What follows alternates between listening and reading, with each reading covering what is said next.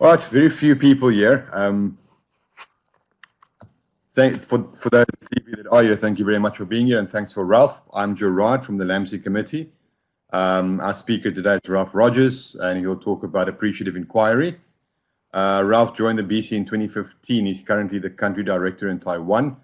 Prior to that, he was the South China Area Director for the British Council. And before that, he spent 15 years in China for various UK companies. Most recently, he was the Managing Director for the British Chamber of Commerce in China. Just a few quick things. If you have any questions, please post them in the chat box. We will follow those questions. We might not be able to answer them immediately, but at the end, if there's time, then Ralph will get to all the questions that you have. There are unfortunately no certificates for the webinar, but it is being recorded. So anybody that wants to watch it again, it will be recorded and it will be shared on social media. And Ralph, I'm going to hand over to you. I'm going to turn my webcam off and I'll be back in about 45 to 50 minutes. Okay, great. Thanks very much, Gerard, and welcome to everyone that's joined. If you have any trouble with the audio, if you can't hear me or you can't see me, then if you let us know in the chat box, and we can look at fixing that. And as Gerard says, if you've got any questions, then please just ask them as we go by typing them into the chat box. So, as Gerard said, I'm Ralph. I'm the Director of the British Council in Taiwan, and I've been asked to talk to you about using appreciative inquiry as an approach to managing change. So I'm going to talk for the next hour about the theory behind some of the theory behind appreciative inquiry, the practice of appreciative inquiry, what it is and how to use it, and then I'm going to finish by talking through a recent example of how I've used appreciative inquiry to manage change here at the British Council in Taiwan. But before I talk about appreciative inquiry, I'd like to talk a little bit about some of the traditional approaches to change management. So the trouble with traditional approaches to managing organisational change is that, according to all of the research, less than a third, about 30% in fact, of change programs actually succeed. And this is because we adopt a particular approach to change management that we've all learned and that we use again and again. And this approach that we all use is to identify problems and then attempt to fix them. So this is the deficit theory of change, finding out what the deficit is, what's the gap that we're looking to fill, what's the problem that we're looking to fix. But the way that we use this problem-solving approach is a bit like a toddler with a toy hammer and the pegs that you hammer into the hole. And when they first start to play with it, they perhaps don't have the coordination that they need, and you need to give them a bit of a hand to help them to hit that peg into the hole. And eventually they can do it by themselves, and they hit the peg into the hole and they start to laugh and giggle, get really excited, start to hit the pegs again and again, and soon everything looks like a peg to them, and they're hitting the wall, they're hitting their baby sister, they're hitting the new vase that you've just bought, because to a hammer everything starts to look like a nail. And to us, as problem solvers, everything starts to look like a problem. So we apply the same approach, we apply the same methods, we ask the same kind of questions. And I'm definitely not saying that we should stop problem solving, but what I'm saying is that we overuse this problem solving approach to managing change. And that's one of the reasons why we see this low rate of return on our efforts to successfully implement change.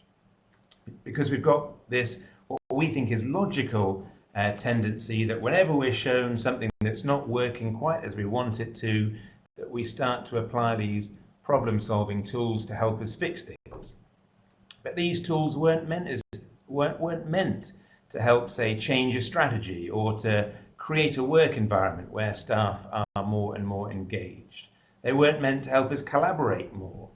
They are good at providing and creating efficiencies in operations. So I'm definitely not saying that problem solving in and of itself is wrong. What I am suggesting is that it's become the way of approaching things rather than a way of approaching things.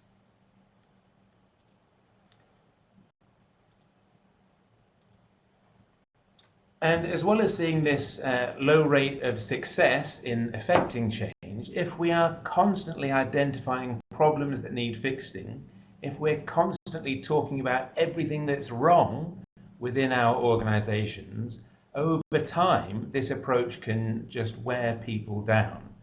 This tendency that we've got to look at what is wrong, to look at what needs to be fixed, is a direct cause of fatigue amongst employees, that feeling of just wanting to be left alone, of being less inclined to approach others, of being less disposed to ask for help and to give help, because it just wears you down over time. Constantly being told what's wrong and being asked to fix it just wears you down. So there's this deficit approach to change management, this problem-solving approach, which is the dominant approach, and what appreciative inquiry gives us is an alternative approach, a different tool that we can use to both deal with and to implement change and improvement.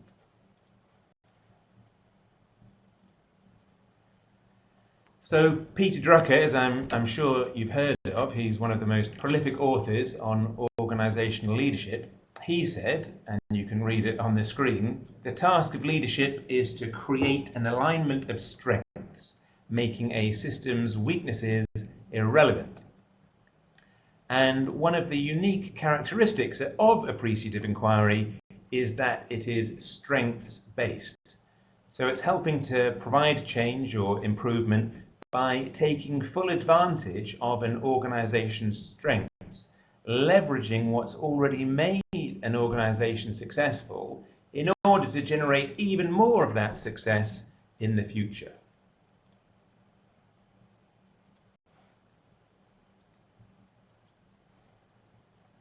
It's collaborative in nature, so it depends on creating an interactive space where collaboration can occur, where there can be a search for common ground, where we can look for overlapping ideas that build a collaborative spirit between different stakeholders. It's inclusive, and one of the things that appreciative inquiry should do is to bring all of the relevant stakeholders together around some topic or issue that you're addressing. So in appreciative inquiry, you should ask yourself, okay, based on this topic or this issue that we're looking to improve, who are all the voices that have some interest in this issue? So you'd have both internal and external stakeholders involved. And the other part of this inclusiveness is getting the whole system involved all at once, because appreciative inquiry is very easy to scale up. You can do it with 10 people, you can do it with 100 people, you can do it with 1,000 people. It's got this ability to easily include more and more relevant voices to the issue at hand. And then it has this quality of what's called generativity. So it's not just coming up with new ideas for change or new images of the future. It's actually getting people together and creating those ideas in a way that leaves people wanting to work together on those ideas, on implementing those ideas. So there's this forward moving energy to get together and work on those ideas that you came up with together. So it's perhaps different from a typical brainstorming session or meeting where you might get together with your teams and generate a lot of good ideas, but then you're left as an individual to take them forward or to delegate them. What we see in appreciative inquiry is the possibility that we can engage people in coming up with new ideas, new solutions in such a way that they actually want to implement them. They want to keep on going and deliver those ideas. And then lastly, and I think most importantly, appreciative inquiry is a search into what makes us successful. That's why inquiry is in the title. It's a search, an inquiry into what it is that makes us successful. What is it that's helping us provide, say, the best service to our customers, or what's helping us to engage with our staff? So we search for the success factors, the underlying causes, the root causes for being at our best around some issue or topic that we still know we want to do better, that we know we want to improve.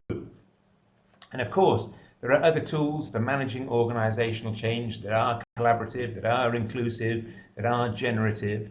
But what makes appreciative inquiry unique is that it is strengths-based. It's an inquiry into our strengths, into what makes us successful.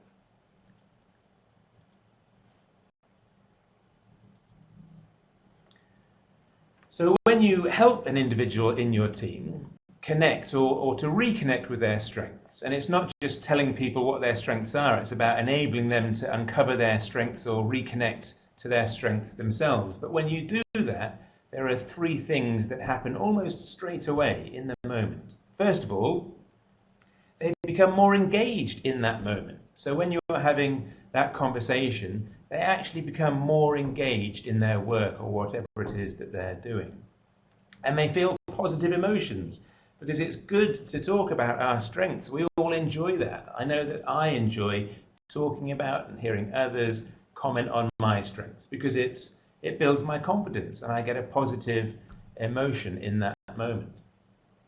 And then the third thing that happens is that we automatically start to see different possibilities for the future. And this is key to appreciative inquiry, because when you connect or reconnect people with their strengths, you're impacting how they see the future. When I share a story about something that happened where I felt my strengths were being utilized, or where I was able to exercise my strengths in some way and I got good results, I immediately start to see new possibilities for the future. I'm reminded of things that cause me to go, wow, I'd like to do more of that, or I'd like to see more opportunities for that in the future. So these three things, high engagement, positive emotions, and seeing new possibilities, are the ingredients for what's called a generative connection, a connection that leads to or that generates more success. So the appreciative inquiry method is really leveraging this strengths-based idea that if we start with reconnecting people to what's helped them be at their best so far, then we create the conditions for a sense of engagement, for positive emotions, and for new images of the future. And you put those three together and you've got this generative connection which generates positive change.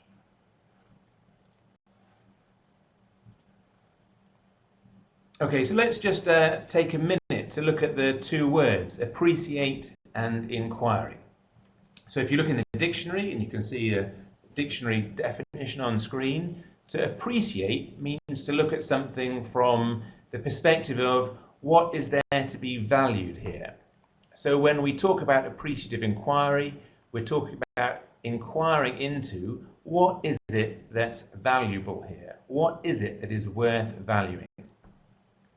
And then the other meaning of appreciation is that the more you put that lens on something, the more that you appreciate or value something, the more valuable it becomes. It appreciates in value. The more you start looking for moments in your life or your work or your day that have value, that have meaning, then your whole sense of your work, your life or your day start to increase in value or in meaningfulness. And then inquire has this idea of a focus on discovery, towards searching for new meaning, searching for new possibilities. So we combine appreciate with inquiry, and remember, appreciate's the adjective, inquiry is the noun. So we want to search for new meanings, search for new ideas, and we want to do it from an appreciative stance. And it's very important to focus on the inquiry and not just the appreciation, because sometimes the appreciation is so attractive, because if we've been caught up in this deficit-based environment where we've been critiquing everything, finding problems, finding out what's wrong, and we don't realize it, and then all of a sudden people start appreciating or valuing or recognizing what we're doing, that can become really seductive. It can draw us into just being positive with each other. But appreciative inquiry isn't just about being positive with one another, it's primarily about inquiry. It's about generating new understanding about what gives life to the organisation when we're at our very best, so that we can uncover new possibilities, and then digging really deep into how we can change to reach those new possibilities. So inquiry is the engine of change. Appreciative is how we do the inquiry.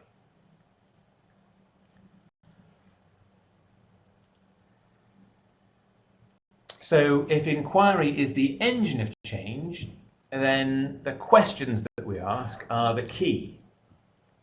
So in order to really benefit from appreciative inquiry as a tool for change management, there are two questions that have to be answered yes. The first one is, when you look at the situation in front of you, do you really feel that there's something to be valued in this situation?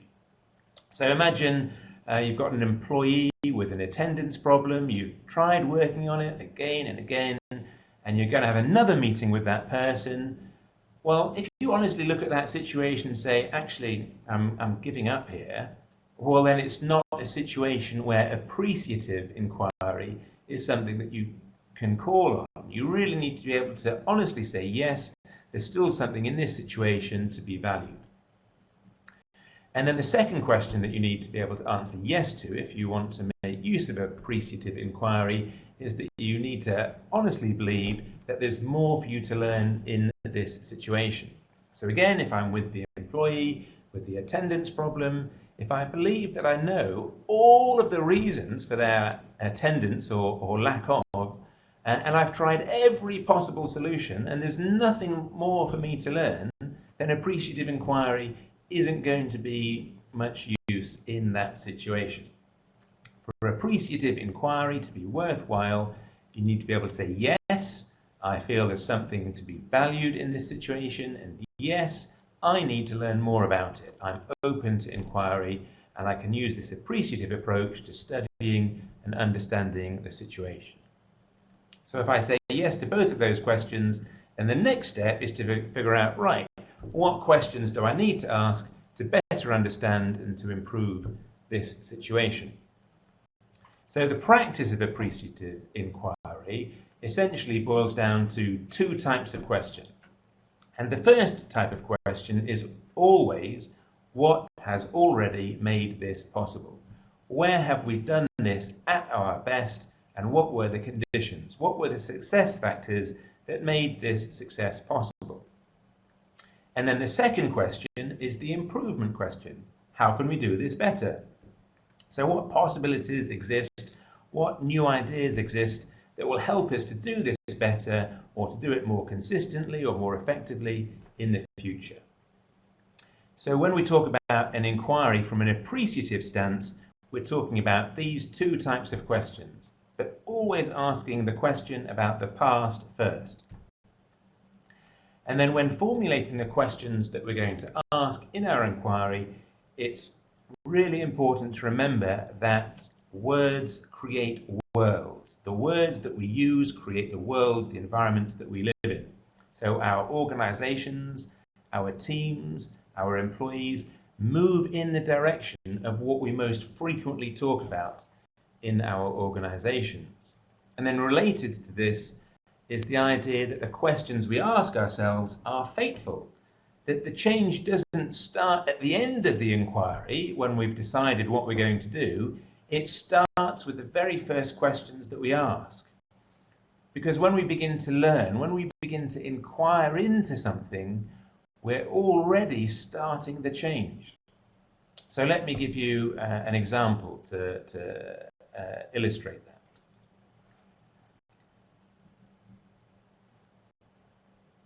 Okay, so I'm just looking at the question from Linda. How do you decide there is nothing to be valued? Some of us have been trained to believe that there's always something to be valued, even when there might not be. Yes, I would agree that it's always possible to find something to be valued in any situation. But you need to be able to answer that question for yourself. And if you can say, yeah, there's still something that I value in this situation, and there's something for me to learn in this situation, then appreciative inquiry can be applied. But if, as an individual, you're saying, actually, I don't think there's anything to be valued here, then perhaps appreciative inquiry isn't the right tool for you. Okay, thanks for that question, Linda. I hope that's answered it. So let me move on to the next slide.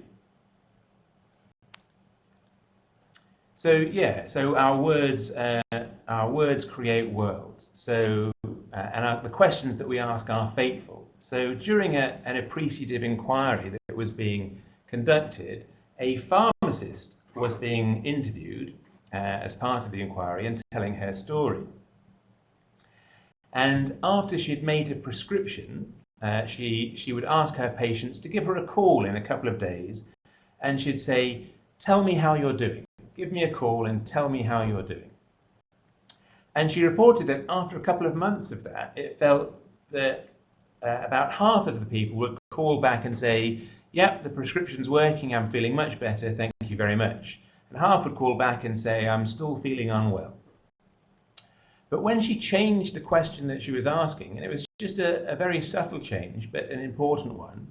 So she changed her question from the neutral question, "Please give me a call in a couple of days and tell me how you're doing," to an intentionally positive question, "Please give me a call in a couple of days and tell me how well you're doing." And what she reported is that after a few weeks, about 80% of the people were calling back and saying they were feeling better. "I'm feeling much better, thanks. The prescription's helping." And only about 20% were still saying that they were feeling unwell. So when you're asking questions for your inquiry, don't just throw questions out there as though they're merely a request for data or a request for facts. Remember that the questions that you ask are going to have an impact on the issue that you're inquiring into, on the issue that you're looking to change. So take on that concept that your questions are fateful. What you get back from one question is just as real as what you get back from a different question. The difference is, if the question that you're asking is leading to future behavior, then which questions are most likely to take you in the direction that you want to go?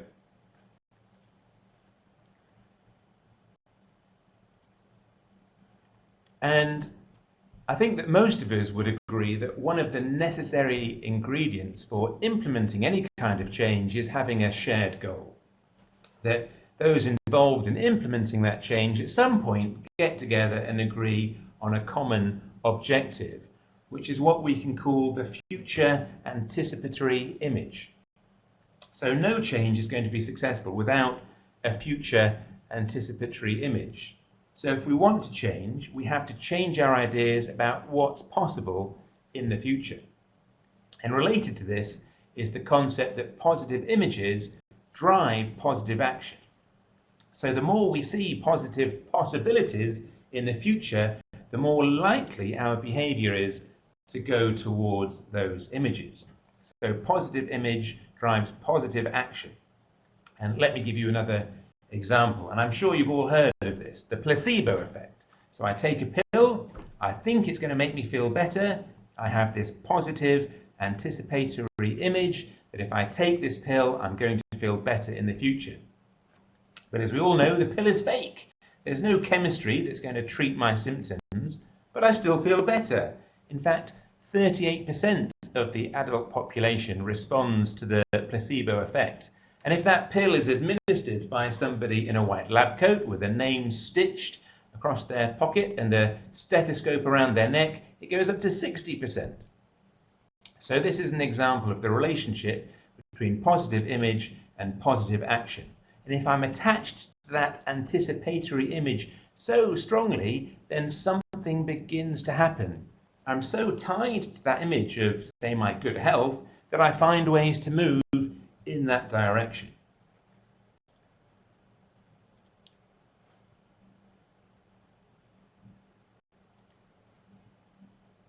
And I'm sure you've also heard of the Pygmalion effect. So the idea that it's not my anticipatory image, not what I expect to happen, but that it's your expectation of me and what's going to happen that affects me in both a positive or a negative direction. And the research into education shows that if a teacher has a negative expectation of a pupil, then sure enough, over a period of time, that student performs worse and worse in that particular subject area. And even if it's a brand new teacher and they're just told, or they just read a note in the student's file that one of the students did very well last term, then they get an expectation such that the student will do even better next term. And the student's behaviour tends to follow the teacher's expectations. And likewise, if they see a negative note in the file indicating that the student was struggling, then sure enough, over the next year with a brand new teacher, even if they've just had a few moments to scan that student's file, nevertheless, the expectation gets rooted, and once that expectation is there, then the behaviour follows it. So this person's expectation of this one's actually influences this person's behaviour. So whether it's teacher, student, parent, child, boss, subordinate, if we hold these anticipatory image, they're much more likely to follow or go in the direction of those images that we have about them. If they're positive, they go positively. If they're negative, they go negatively. So again, the key idea here is this connection between the image of the future possibility and the current behaviour.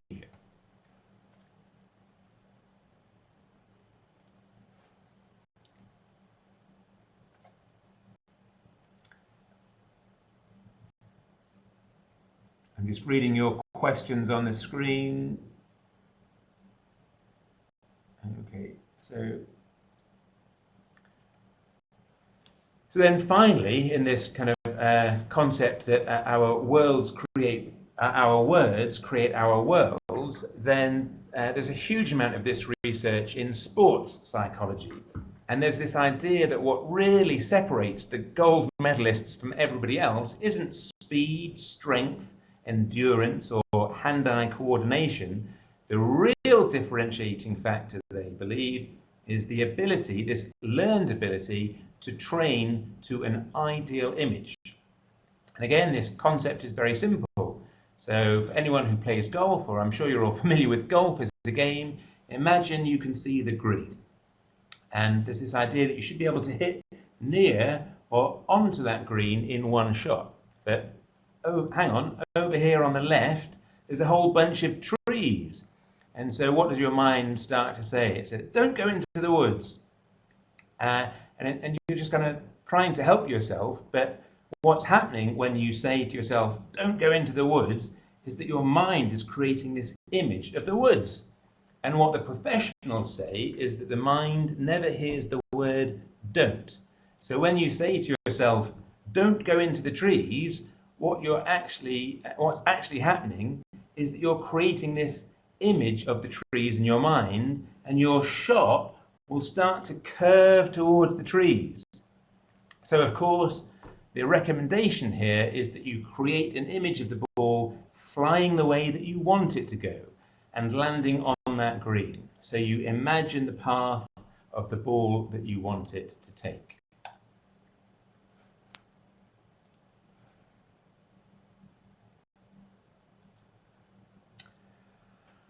Okay, so that's some of the theory behind appreciative inquiry, but now let's look at the practice. So when we practice appreciative inquiry, we use what's called the 5D cycle. So 5 Ds: define, discover, dream, design, and deliver. And the very first step is defining the topic of your inquiry. What is it that we're going to do the appreciative inquiry on? What is it that we're going to study, so that by studying it we start learning, and that learning promotes the change that we're after? And it is worth spending a bit of time on this before you rush into the discovery, because remember, words create worlds, and the questions that we ask ourselves are fateful. So it's not a gap reduction. It's not about making something go away. It's about inquiring into what we want to become. It's about asking, how well do we want to feel, or about anticipating our good health, about expecting great behavior from ourselves and our colleagues, about visualizing that whole in one. So you wouldn't conduct an inquiry in how do we deal with low staff morale, for example. You would inquire into how do we create really high levels of staff engagement. You wouldn't inquire into how do we reduce the number of customer complaints that we're getting. You would inquire into how to generate really high levels of customer satisfaction. And you wouldn't inquire into how do we break down all of these silos that we find ourselves working in. You would inquire into how do we really start working collaboratively and effectively across teams. So once you've defined the affirmative topic choice, then that leads to the beginning of the inquiry. So once you've defined the topic, you can then decide, right, who needs to come together to talk about that? Who are all the vested interests in this particular topic? Who needs to be in the room? Whose voices need to be heard, need to be party to an inquiry into that topic, and then you can move into the discovery phase.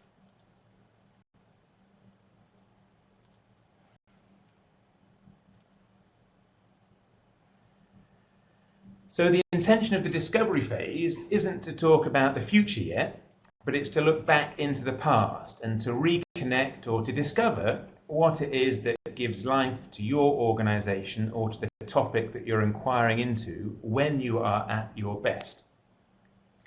So this is when we're appreciating our context and we're looking for what it is that's already here that should be valued. You can have a team come together, you can have a whole work department, you can have a larger group of stakeholders. The size doesn't matter.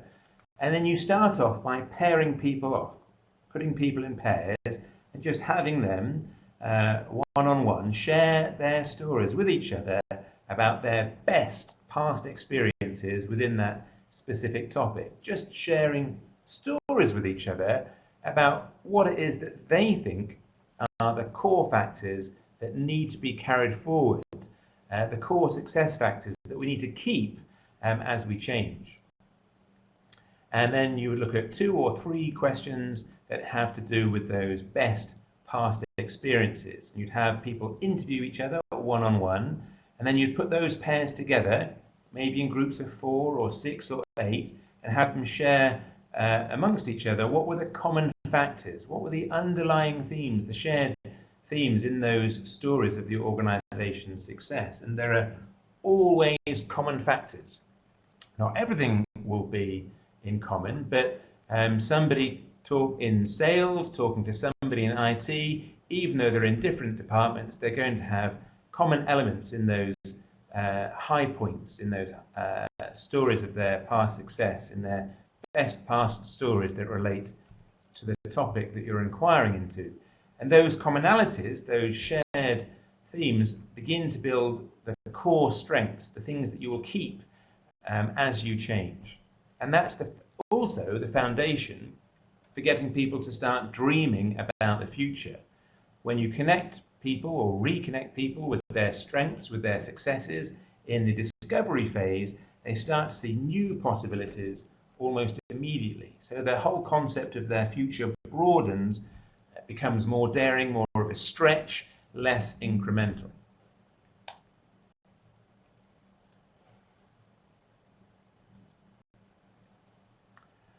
And then we move on to the dream stage. So now we go to the future question.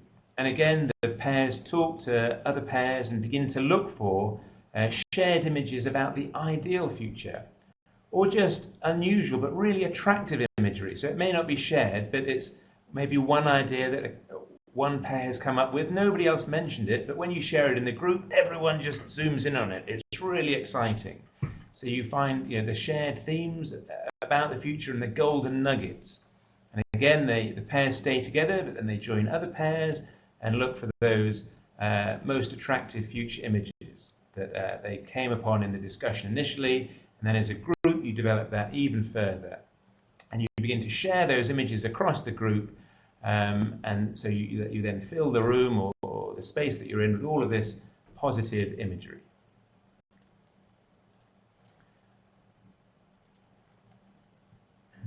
And then the design phase is the move from the dream to the design phase is the shift from images about the future to actionable ideas. So what actionable ways can we come up with, can we list, that are going to move us from where we are today towards those ideal images of the future that are most attractive to us. And then you would build what we call an opportunity map, just through a brainstorm of as many ideas as you can come up with, of actionable ideas that will take you towards that ideal future.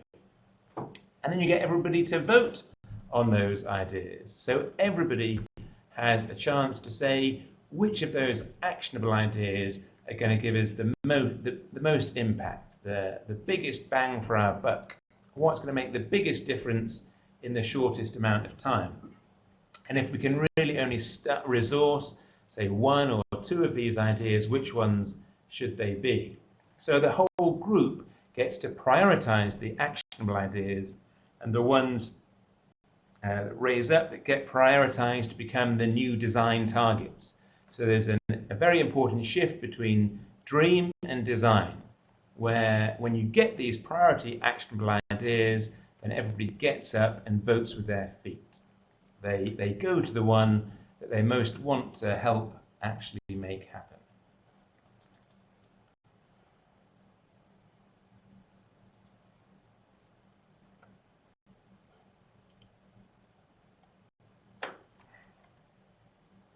And then finally we move to delivery, which is the declaration of the whole change initiative. So we've had the actionable ideas.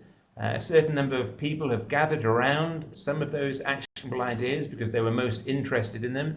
And then they started action planning and defining the roles and the relationships as we move forward, and developing those steps that we need to take moving forward from the meeting, and announcing their commitment to actually implement the changes that they've described. So delivery is any number of change initiatives related to the topic that are ready to be implemented.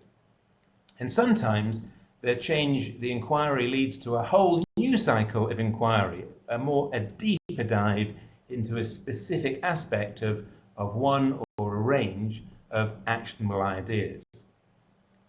So let me illustrate each of these steps now in a little more detail by taking you through how I implemented this 5D cycle most recently here at the British Council in Taiwan.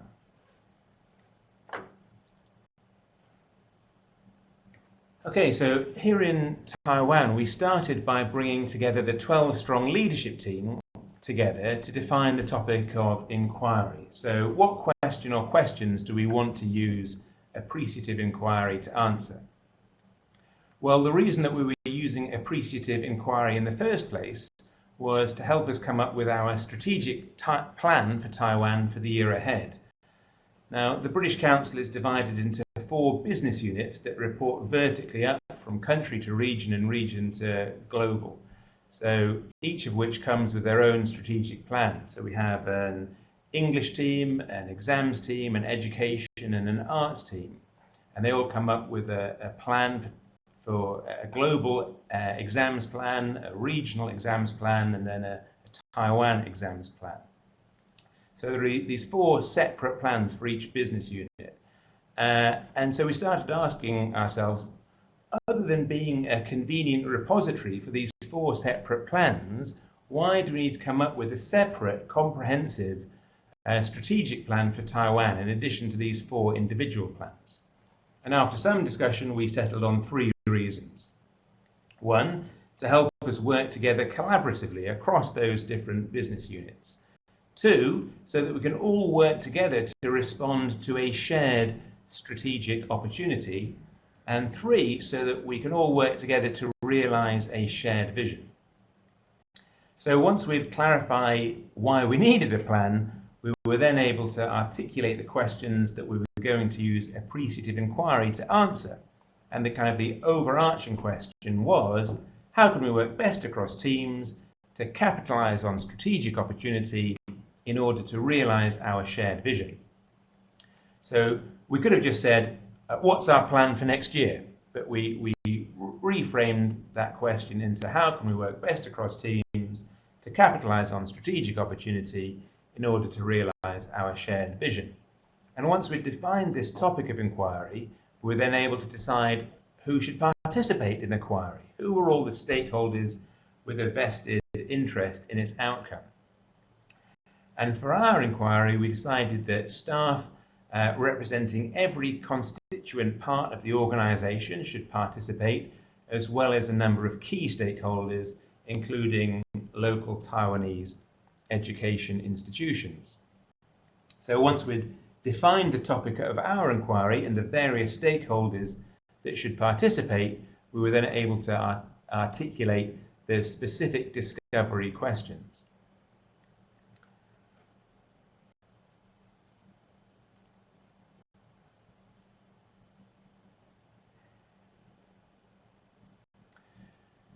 So when you're creating the discovery questions for your inquiry, there are 3 generic questions that you should be asking.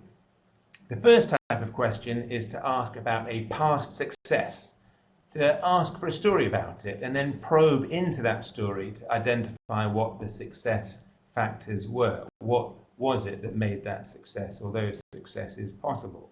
So for example, the question might go something like, think of a high point in your career, a time that you recall being really successful or achieving a positive impact. And I'd just like you to tell me a story about that.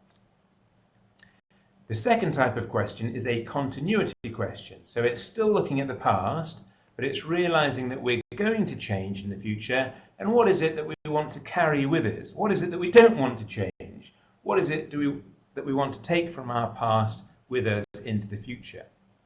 And that question would be something like, when is it that you or your team have felt the most passionate, the most engaged, the most effective? When have you been functioning at your highest level? And again, just give me a few examples, or the first example that comes to mind.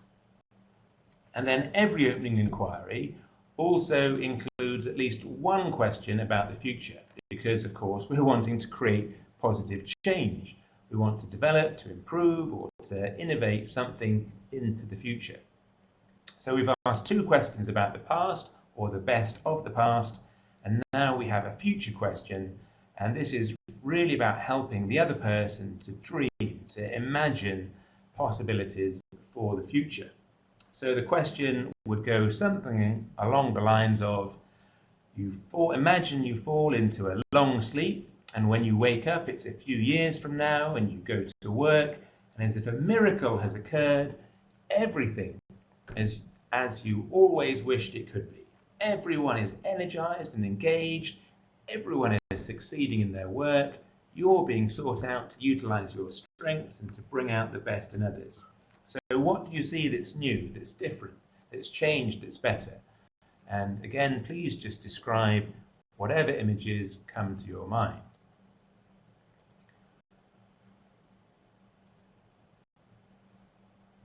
So those are the generic questions that can be tailored to suit your own inquiry, whatever you're inquiring into.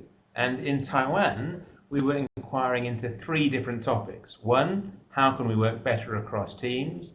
2, how can we better identify and respond to shared strategic opportunity? And 3, how can we best align our work to a shared vision? So we came up with 3 questions for each of those topics. And the questions that you can see on the screen are the discovery questions that relate to identifying and responding to a shared strategic opportunity. So the questions we asked each other were, 1, think of a time when you feel that the British Council in Taiwan has really capitalized on a strategic opportunity in the past. What was the opportunity? How did we respond? What was the result? And then the second question, the continuity question, which of the trends, changes and opportunities that you see now do you think have the greatest potential for the British Council in Taiwan to realise its vision, and why? And then the future question, imagine you fall into a long sleep. You wake up in 2025, and as if a miracle has occurred, you see that we've fully capitalised on all of these opportunities. What does this look like? What did we do to make this happen? So once we defined all the questions, we then began the discovery process. And we did this by breaking into pairs and interviewing each other. And this is why appreciative inquiry is so scalable, because it doesn't involve you interviewing everyone yourself. Instead, all of the participants interview each other. So as well as being able to elicit the insights you're after, this has the added advantage of sharing and building up knowledge and understanding across different parts of the organisation. So it's best done in mixed pairs, in maximum mixed pairs. So rather than getting someone from the English team interviewing someone else from the English team, I got someone from the English team interviewing someone from the arts team, and so on. And we started the interview process with the 12 members of the leadership team getting together, breaking into pairs and interviewing each other.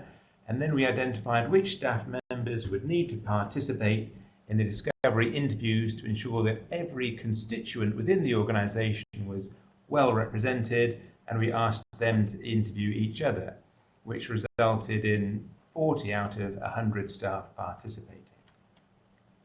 And then once all the interviews were completed, I then analysed all of the findings myself, which did take a considerable amount of time, and the process could be speeded up by asking the interview participants themselves to analyse their own interviews and just send you the key findings by using an interview summary template. But for me, it was worth reading through all of the interview notes myself to build up my own knowledge and understanding of the organisation, particularly as the inquiry took place during my first 3 months at the British Council in Taiwan, when I was very much in listening mode and really wanted to learn as much as possible about the organisation.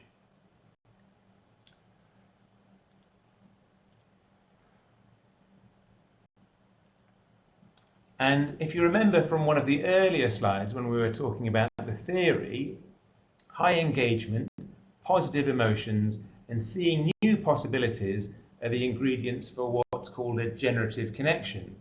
And you can see from the responses to the question that I asked some of the participants, how did you feel during the discovery interview, that connecting or reconnecting people to their strengths does indeed generate those positive emotions, which are essential for creating a connection that leads to, that generates more success.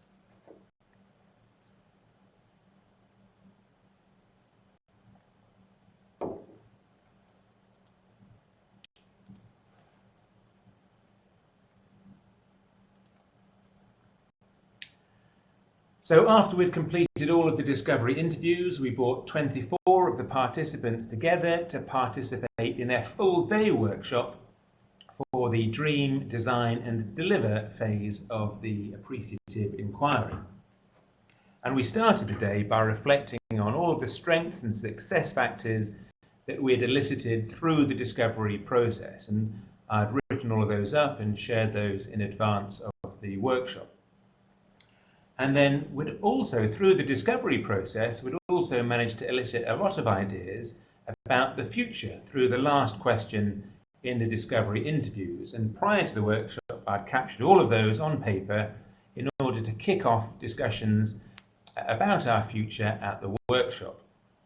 And the process that I used to facilitate these discussions, to help us come up with our images of the future, was the World Cafe process, which you may be familiar with, but I'll just talk through quickly now.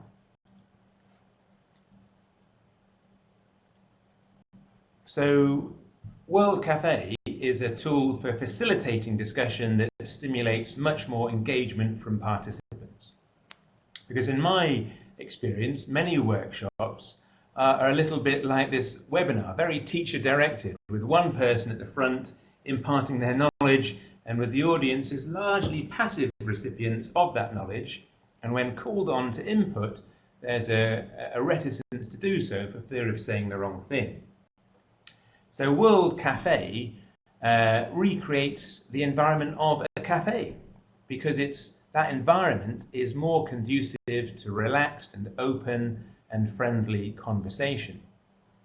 So people get into small groups around a table, and there's tea and coffee on hand, and we had chocolates, and the whole table is covered with paper, a bit like a paper tablecloth at a cafe, and everyone has a pen so that people can capture their thoughts directly on the table in front of them.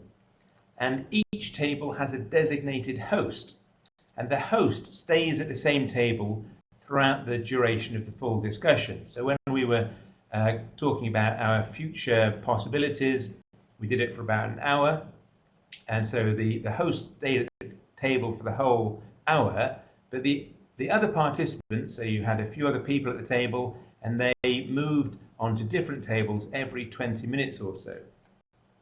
So by doing this results in a cross-pollination of ideas, a little bit like bees flitting from flower to flower.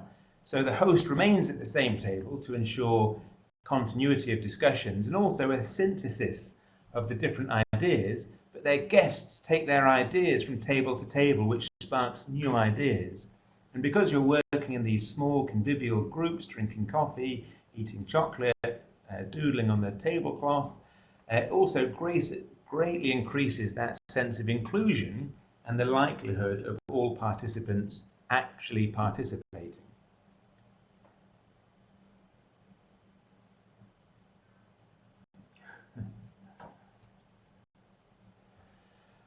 Okay. So what you can see on the screen in front of you is the outcome of the dream phase, which was the creation of future proposition statements articulating the future that we want to create around the three areas that we were inquiring into. So working better across teams, better capitalizing on shared strategic opportunities, and realizing our shared vision.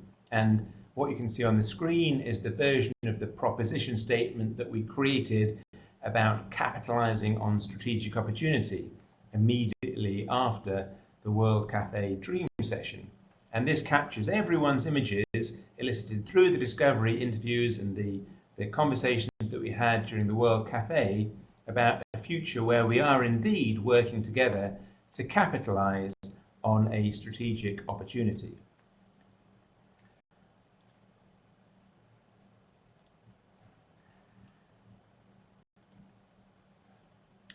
And then in the design phase, we moved from describing the future state that we'd like to create to the actions that we can take to realize that future that we've described. And we did this again using the World Cafe process. So again, spending 20 minutes in each group to brainstorm as many actions as we could think of to take us from where we are today to living the future that we've described in those proposition statements. And actually, again, through the discovery interviews, we had already elicited lots of actionable ideas, and in advance of the workshop, I captured those in mind maps, which were presented as kind of large tablecloths on the World Cafe tables as a starting point for our discussions.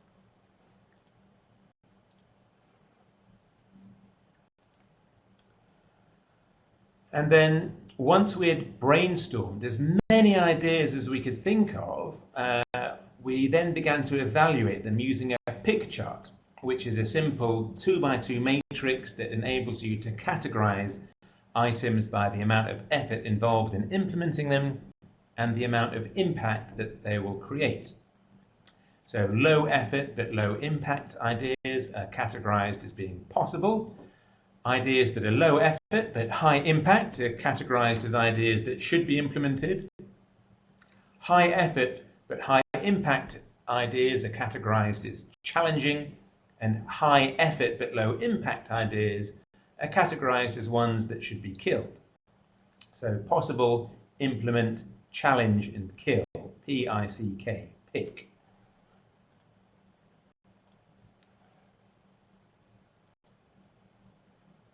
And then once we'd categorized each of the ideas by effort and impact, we then voted on them with our feet. So each participant was given 9 blue stickers to select their top 3 actionable ideas, because we got 3 proposition statements, 1 for collaboration, 1 for strategic opportunity, and 1 for vision. So they select their top 3 actionable ideas for each future proposition statement. And they've got 3, once they've voted on their top 3 in each proposition, they then got 3 blue stickers, so they could select their number 1 idea for each of the 3 proposition statements. And then finally, they had 1 red sticker. So overall, what's their number 1 actionable idea overall? And then participants arranged themselves in those new groups. So they left their kind of World Cafe groups and they got into their new actionable idea groups around their number 1 actionable idea.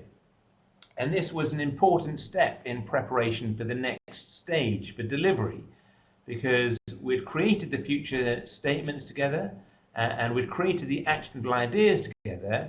And then by getting into groups around the ideas that participants most wanted to deliver, were most motivated to deliver, created the momentum for them to actually get involved in the delivery following the workshop. So once people had voted on their number 1 actionable idea and formed these new groups, there was also an opportunity for people to explain why they had chosen that group, and then an opportunity for people to move groups if they wanted to. And that was useful because it helped people who were in a very small group, say 1 person, to move to larger groups so that they wouldn't be left implementing less popular ideas on their own.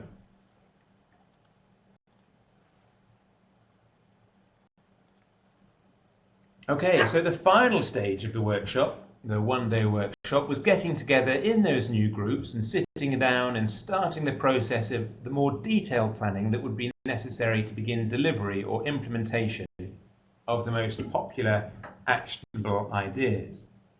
And prior to the workshop, I'd created templates to help the groups form their draft delivery plans, and there are lots of resources to help with this business planning online, and one resource that I found particularly useful is Nesta's DIY Toolkit, which is available on nesta.org.uk, N-E-S-T-A. There's a link at the end of this presentation. But although some good initial steps were made during the workshop, the real delivery took place after the workshop, where participants, and because participants were motivated to continue the discussions and plans that had begun in the workshop. For example, 6 of the participants from 4 different business units are now all working together to deliver on one of the actionable ideas to realise the future proposition statement for capitalising on strategic opportunity.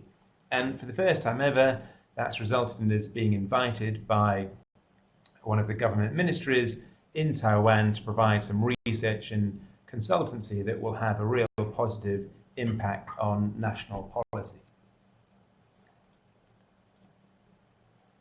So we're coming to the end of my presentation, but before I kind of open the floor to questions, I just wanted to remind all of us that we do positively respond to any opportunity to be exceptional, to use our strengths, to be successful, and that we all want to be part of something meaningful, and that we all respond positively to being given a voice, to express our vision, to have our hopes and our dreams somehow incorporated into collective action.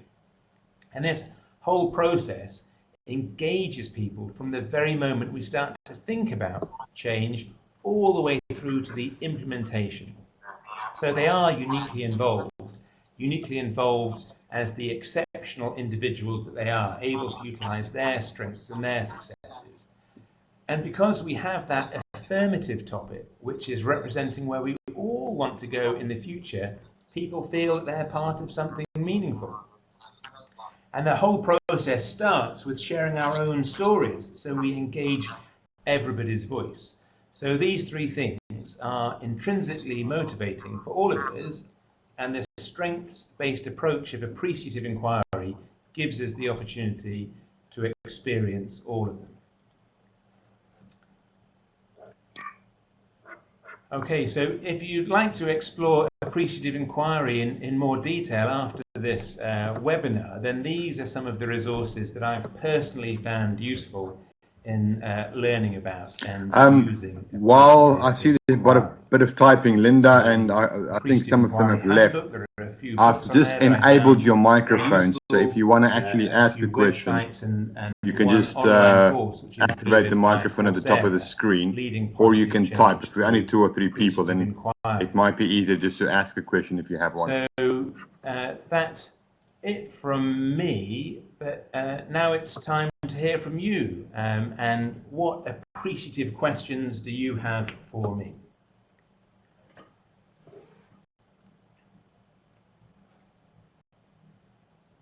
Okay, so you should be able to see the references, the sources now. Okay, good.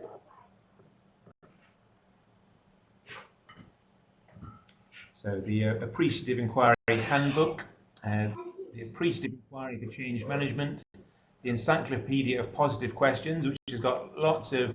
Well, it looks like there aren't that many questions, or there aren't any questions, so thank you very much for doing this. Websites, the AI Practitioner. For those of you that are still here, I'm going to stop the recording in a second, but the recording will be available through the LAMSIG channels, and we'll share those on Facebook and Twitter as well.